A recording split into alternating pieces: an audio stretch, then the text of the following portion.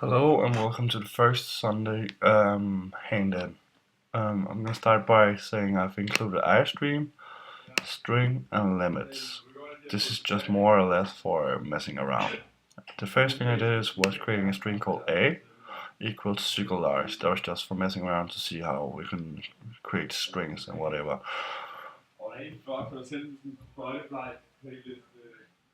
I combined assignment 1 and 2, where you have to create 10 variables and then give them a value.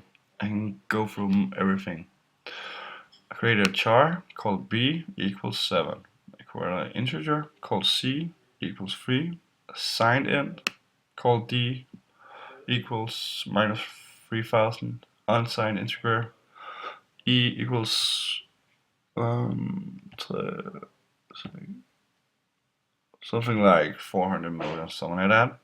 Long int f called 800 million, float g equals 3.14, double h equals 31.1458, signed short integer I called minus 30,000, unsigned long integer j equals 0, a Boolean k equals true. These all go within their respectfully what's called area. So that's assignment 1 and 2 in 1. I want to do assignment 3 as a standalone at first, where you have to use std cout to print out the values of each variable.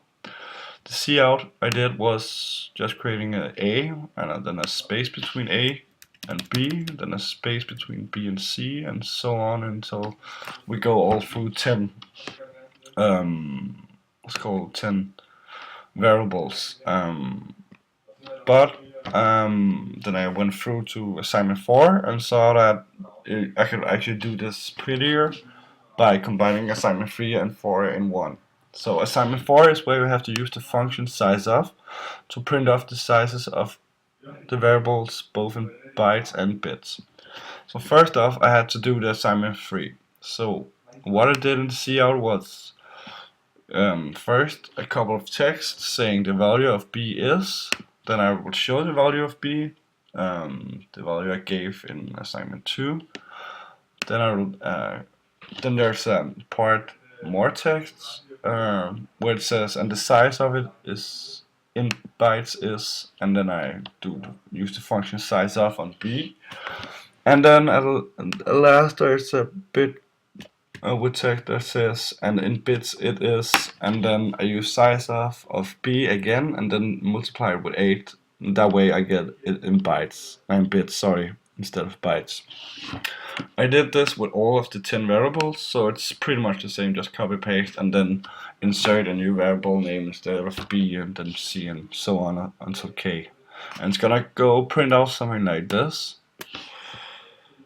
As you can see here, the first we went through was the value of b is 7, and that's exactly what we gave it.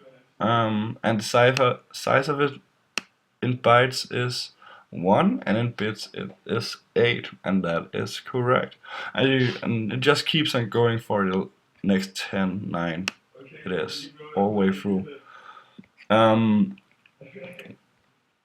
What I've done at the end here is called creating an end line, meaning that it will, after I've printed out the b, there's gonna be a new line with it starts with the value of c is.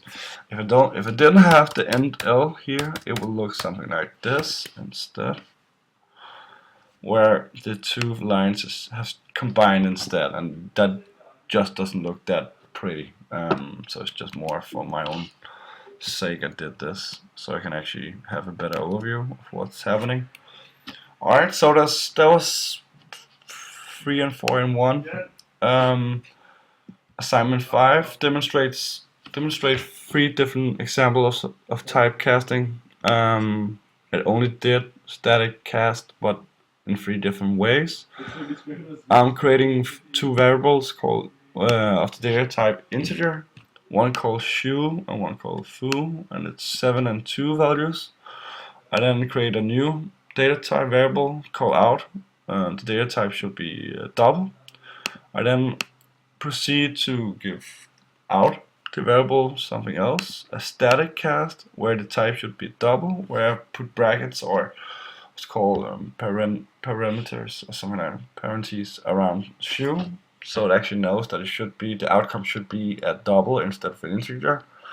And then I use cout on out and then inline, which gives us 3.5. So 7 divided with 2 is 3.5. I did another one with an integer data type called the variable Lars, and then I used a p. With this, I cout static cast. I wanted it as a character instead of an integer, and again parameters, those parentheses on Lars, and then inline. This gave us in the compiler p. Oh shit. The last thing was doing a float called d 3.5. I created a variable called d. It's a data type float, and it was on the value is 3.5. In my compiler out, I did a static cast, wanted an integer instead as a whole number, and then the parentheses on d, and inline again, and it gave me instead of 3.5 just 3. Oh, sorry. So yeah, that's the 3 different examples of typecasting. I have a hard time actually do any of the other typecasters, so I had a really hard time. So the easiest, the only way I could see was using static cast and using in 3 different directions. So that's what I did. The last assignment is write out a double using cout with no less than 15 digits. I did a double data type where I called it cycle Lars, and then gave it the pi number with 15 digits. So it's 3.14 and so on. It's actually just a pi number.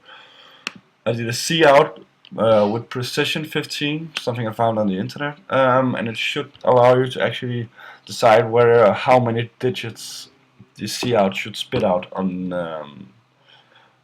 when you do the double in this scenario. So I again did a cout on the cycle Lars, and it gave me the exact number of what I actually entered in the double. If I remove this, it should only give me 7 numbers.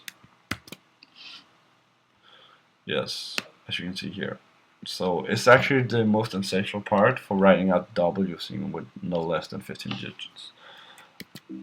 I think if I do this 17 and put 2 on, it's